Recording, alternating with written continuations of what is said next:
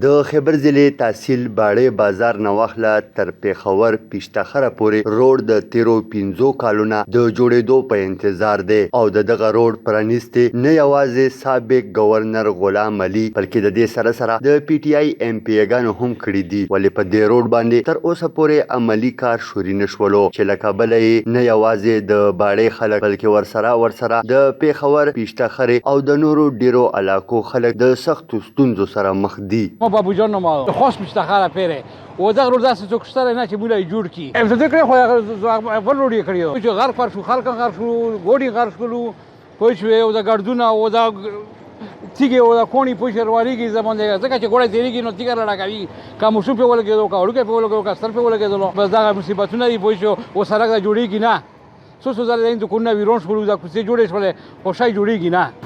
زما ظفرعلي نوم دی دا کم سے کم د دې 15 کاله کېږي کم وبیش او ډېر زیاتې ستونزې دي په دې کې چې کله باران وشي اوبه په ډنډونه ولاړ خلکو کروڑونو روپو ګاډي هغه په تباه شو د 1 روپۍ نه ټکا